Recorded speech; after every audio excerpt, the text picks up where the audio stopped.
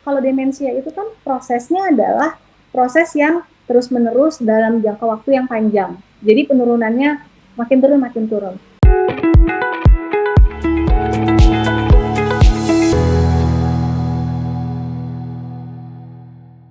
Ini tante saya keadaannya terbaring memakai NGT apa nih dok? Semua Dan tidak bisa digerak. jadi telang hidung untuk makan. Oh, oke. Semua tidak bisa digerakkan, jadi hanya bisa mengangguk, ketawa, menangis. Ya. Tapi anehnya dia bisa mengenali kakak-kakaknya dan mengangguk kalau kakaknya bercerita atau menanyakan dengan jawaban ya dan tidak. Apakah ini Alzheimer berat? Keadaan begini sudah 3 tahun. Wah, ikut Iya. prihatin nih. Gimana dokter Tia?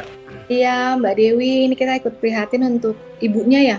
Ibunya ya, Tantenya. ya. Jadi memang yang ini tadi saya bilang bahwa pada orang-orang usia lanjut itu kan cenderung banyak sekali penyakit-penyakit yang penyerta gitu ya. Nah, ini memang Dokter bisa. Tia, mohon maaf saya potong sedikit. Oh, ternyata masih ada lanjutannya.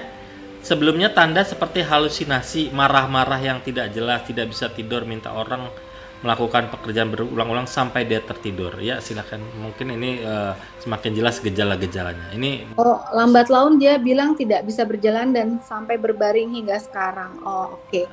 Ya. oke, silakan. Ya, jadi gini, memang kondisi ini kondisi yang sangat memprihatinkan ya, karena memang secara fungsi kan motoriknya sudah tidak bisa digunakan gitu ya, tapi memang masih bisa mengerti katanya kalau orang bicara atau apa. Mungkin kita mesti lihat nih penyebab penyakitnya apa. Biasanya apakah memang kalau ada stroke ya sebelumnya gitu, atau misalnya penyakit-penyakit lain.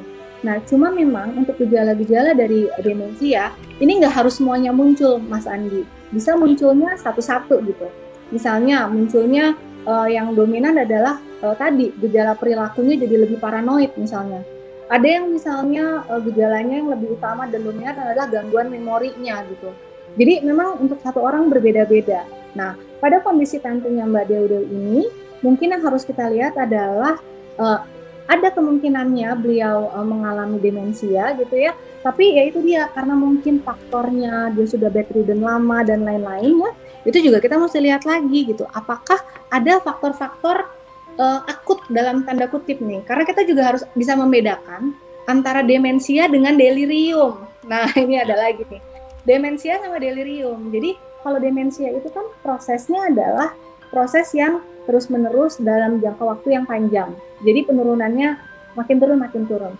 Ada juga yang namanya delirium. Delirium itu tapi prosesnya akut, tiba-tiba dia ngerasa kayak ngeliat halusinasinya muncul, tiba-tiba pokoknya gambarannya seperti gambaran orang agitasi, gelisah. Nah, itu kita harus hati-hati. Itu bisa terjadi juga pada orang tua. Misalnya karena faktor infeksi.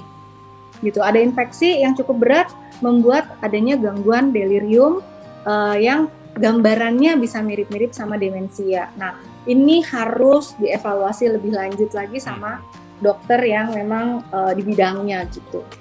Akan begini terus nggak ya hingga akhir hayatnya dok? Nah, ya, itu kalau menarik lihat juga ya. dari Karena kan tadi awal dokter Tia bilang sebetulnya bisa jadi tidak ada obatnya. Itu gimana sebetulnya? Betul.